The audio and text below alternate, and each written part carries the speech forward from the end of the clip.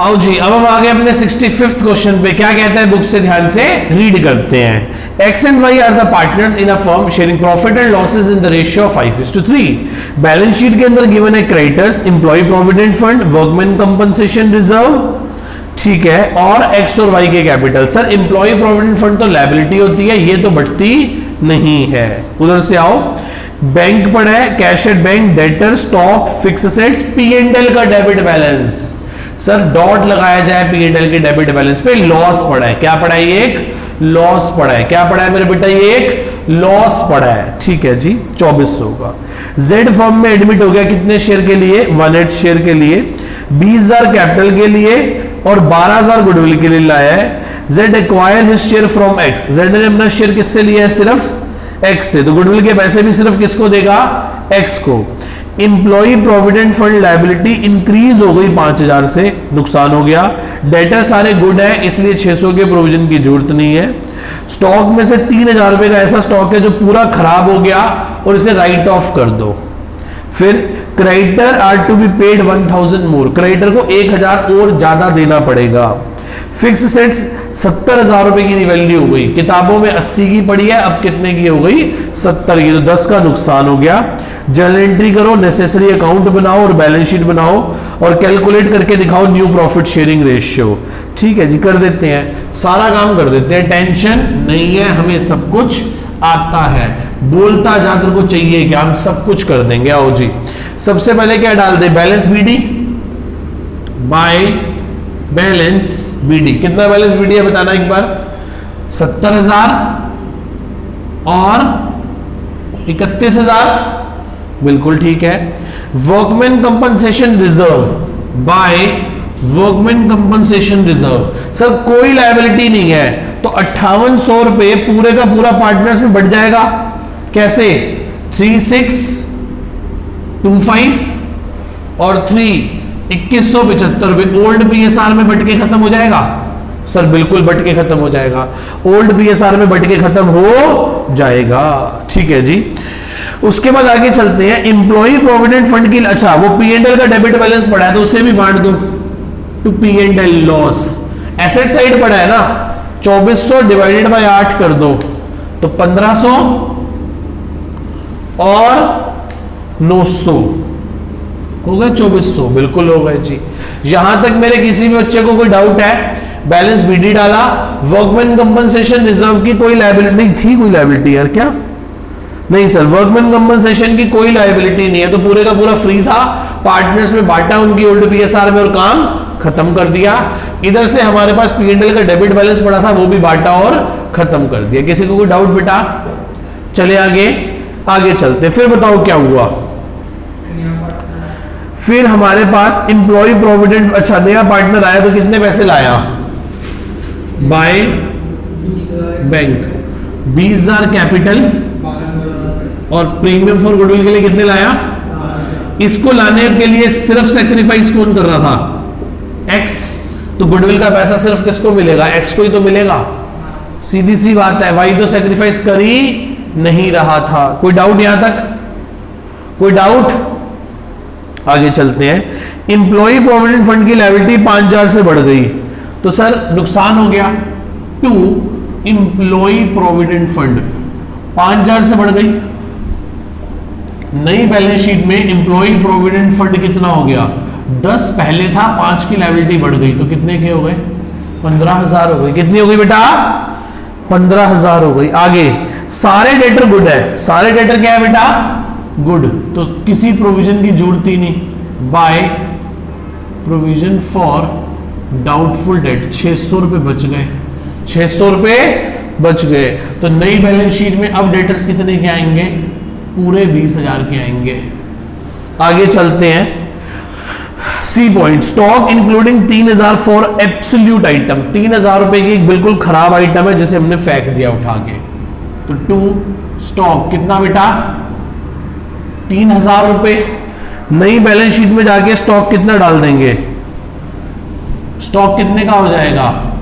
Sir 25 का था, 3 का खराब हो गया, तो 22,000 का ही तो बचेगा। कितने का बचेगा बेटा? 22,000 रुपए का। क्रेडिटर को 1,000 रुपए ज्यादा देने हैं, तो फिर नुकसान हो गया। 1000 रुपए क्रेडिटर बढ़ गए। पहले क्रेडिटर कितने थे पुरानी बैलेंस शीट में? 15। अब कितने के हो जाएंगे? 16,000 के हो जाएंगे। आगे चलते हैं। फिक्स एसेट्स कितने में रिवैल्यू कर दी? 70,000 रुपए में। तो 2 फिक्स एसेट्स कितने का नुकसान हो गया? 10,000। और नई बैलेंस शीट में जाके फिक्स एसेट्स कितने की कर देंगे? 80 माइनस 10 कितने की? कोई डाउट? कोई डाउट यहां तक? बस सर खत्म। ठीक है जी। एम्प्लॉय वाला पॉइंट हो गया, डेटर वाला पॉइंट हो गया, स्टॉक वाला पॉइंट हो गया, क्रेडिटर वाला पॉइंट हो गया, फिक्स एसेट्स वाला पॉइंट हो गया। ठीक है जी, आओ शुरू करें। क्या निकाल लें? By loss transfer to partners capital. किस में? एक्स में और वाई में। 5, 8, 9, 19,000। 19 में से 600 गए तो 18,400। 18,400 divide by 5 multiply by 18,400 divided by 8 है ना, मल्टीप्लाई बाय 5 11,500 इसका लॉस हो गया। और 3 6,900 का इसका लॉस हो गया। देखना रिवैल्यूएशन का लॉस ठीक आ रहा है।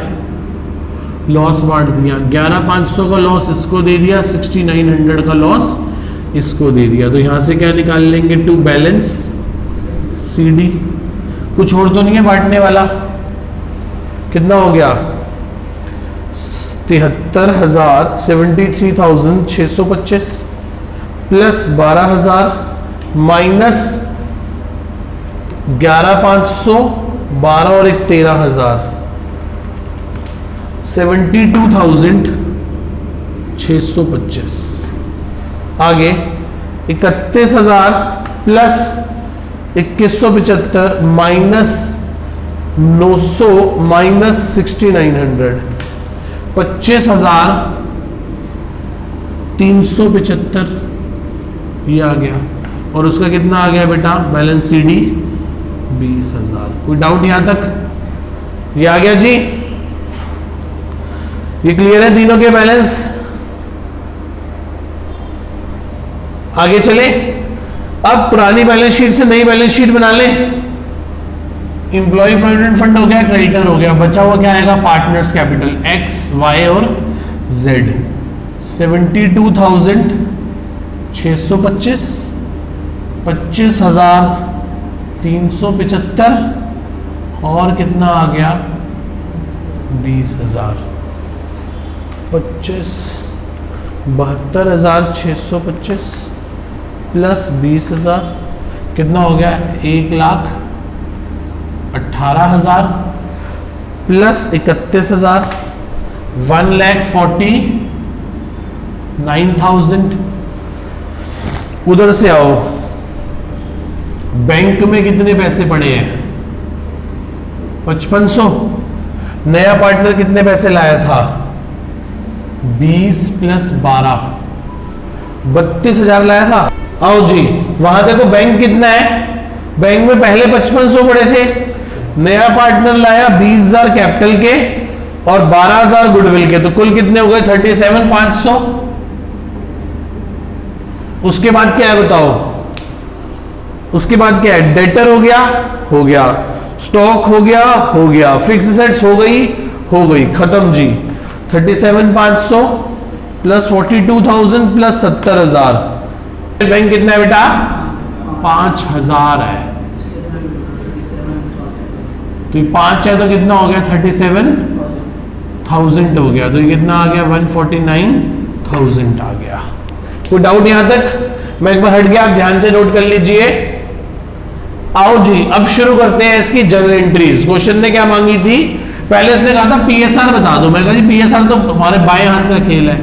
X और Y कितने के पार्टनर है? 5:3 के। Z कितने के लिए आया था बताओ?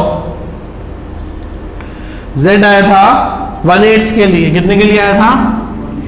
तो रिमेनिंग क्या बचा? 7/8। तो X Y Z 7 5 7 3 और 5 + 3 तो ये आ गई इनकी new profit sharing ratio. Yes और नो? अब क्या मांग रहा है? जल एंट्री कह रहे हैं कर दो सारी। मैं कहा ये लो, जल एंट्री करना कौन सी बड़ी बात है हमारे लिए, बच्चों का खेल है जल एंट्री करना। पहली जल एंट्री क्या करोगे बताओ? जो हमने वर्कमैन कंपनसेशन रिजर्व बांटा था पहले उसको कर ले, तो एंट्री होगी workman compensation reserve debit to X to Y। याद है आपने कितने का वर्कमैन कंपनसेशन रिजर्व था? 5800 का। कितना बांटा था? 3625 2175। फिर क्या करना था?